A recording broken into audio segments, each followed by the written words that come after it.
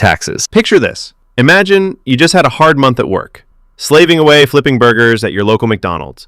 You're in bed when you get an email from them. It says you've been paid $2,000, but your bank account only gets $1,456. You scroll down the stub. Federal income tax, state tax, Social Security, Medicare. This is the modern ritual of giving away a chunk of your money to invisible forces, and they expect you to say thank you. Here's the deal. Taxes are the cost of civilization. You pay, the government builds roads, funds schools, makes sure your favorite taco truck isn't infested with rats, and sends billion-dollar missiles to places you've never been. But there are different types of taxes. Income tax, which hits the money you make. Sales tax, which hits the money you spend. Capital gains tax, which hits the money your investments made while you were asleep. The government takes a little bit of every dollar. Nearly everyone also pays Social Security tax and Medicare tax. Basically, Social Security tax is like the government forcing you to save for your retirement. They force you to save money now, and you get it paid back to you over time when you retire. Medicare, however, is a health insurance tax that goes to supporting older people or people with serious health issues. Now comes filing your taxes. Oh boy, the government knows how much you owe, but it makes you guess. How cool. If you're right, no worries. But if you're wrong, you're cooked. When it comes to actually paying taxes, some people pay every few months. Some people pay yearly. And then there's those people that don't pay at all and end up in documentaries. I get that taxes are annoying, but it's not all bad. Countries with higher tax rates generally have a higher quality of life all round. Banks. So, you walk into a bank, hand the cashier your money, they count it, smile, and tell you it will be added to your account. You walk out and think, great, now it's sitting in a vault somewhere, being guarded by a dragon. But in reality, that money's already gone. Most people think of banks like a big safe with only one job, guarding people's money. But in reality, they are just a middleman or a matchmaker for financial transactions. When you deposited that $1,000, the bank took $900 of it and gave it to someone who wants to buy a jet ski. That system is called fractional reserve banking, which basically relies on the idea that they only actually need to keep a fraction of the money on hand because not everyone is going to show up at the same time asking to withdraw 100% of their account. That is, unless it's 2008, of course, when people lined up to withdraw the entirety of their account, which caused the entire system to crumble. Banks make money by lending your money at a higher interest rate than they are giving you. That's really it. You're the supply of money, and the person borrowing is the demand. The banks entice you to deposit your money because of a few reasons. It's much easier and more convenient to spend on a card or transfer than carrying around cash all the time. They are literally paying you to hold your money with them in the form of interest. It is much safer to keep your money in a bank than in a shoebox in your room. In the US, most banks are insured up to $250,000 per person, meaning no matter what, the government assures you that your money, up to $250K, is safe. Interest. Imagine you borrow $1,000. You have to pay back $1,280. Why? Because of interest. Interest is money's way of charging rent to exist in someone else's hands. When you borrow, interest is the price tag for using someone else's cash. When you lend or save, interest is the reward for being patient and boring. There are two main types. Simple interest is like, here's a flat fee, thanks for playing. Compound interest is, every dollar I gave you now has clones, and they also want rent. Let's say you owe 20% interest on a credit card. You miss a payment. Now your interest is earning interest. Soon, your $12 burrito turns into a $50 regret. On the flip side, investing at 7% annual compound interest, that's your money duplicating itself like a cheat code. $100 becomes $200, then $400. Then one day you wake up and you're old, rich, and a little smug about it. This is why interest is the silent engine behind both wealth and debt. In loans, it's the slow burn that turns small mistakes into financial fires. In investments, it's the time bomb that turns small gains into massive wins. So what's the hack? If you're paying interest, kill it fast. If you're earning interest, let it sit, feed it, and give it time. Interest is either your worst enemy or your best unpaid employee. The choice is in who's collecting it. Inflation. Okay, so you bought a bag of chips. Open it up, and it looks like it's already been half eaten. You check what you paid, 30% higher than last time. Then you realize you've just been hit by inflation.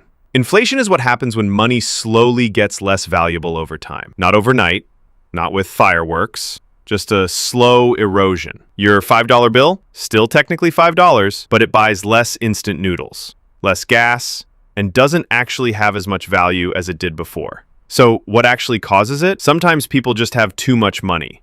Everyone's got cash, and they all want to spend it on the same stuff. Let's say 2,000 people want this $500 TV, but the business only has 1,000 TVs for sale. So the business goes, oh, everyone wants this TV? That'll be $800 now. Sometimes it's supply chains with hiccups or problems. making the cost of producing a good or service more expensive, meaning the cost of that good or service must rise. Or sometimes, just cause. Expectations can cause inflation. If people think prices are rising, they'll spend more now, driving prices up faster. It's a self-fulfilling economic prophecy. A little inflation is normal, even good. 2% a year?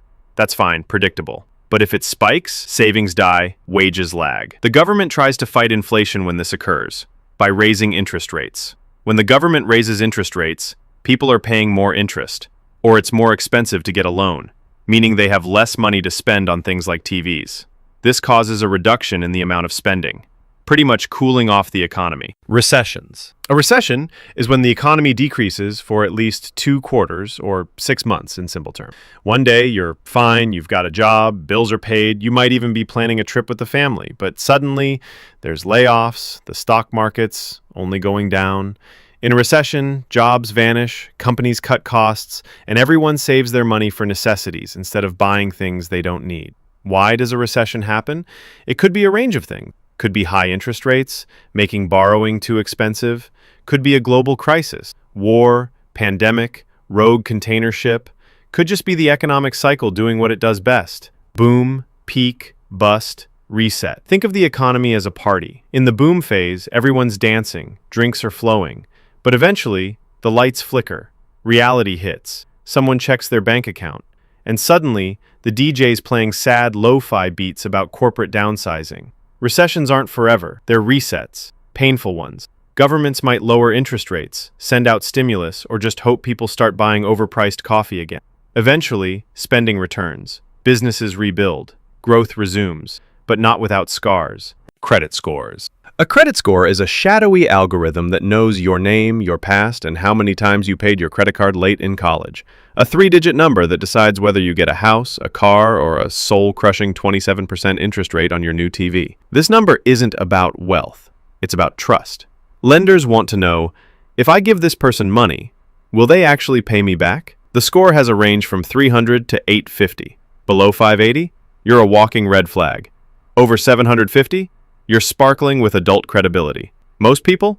Stuck somewhere between 640 and 790. How is a credit score calculated? Payment history. Do you pay on time? This is the big one. Credit utilization. How much credit are you using versus how much you could? Credit age. How long you've had accounts. Credit mix. Cards, loans, mortgages. Variety helps. New credit. Too many recent applications? All of these things are the ways it is calculated. But to actually increase your score, you have to make the required payments on each of your loans before you enter the late period. If you enter the late period, your score decreases.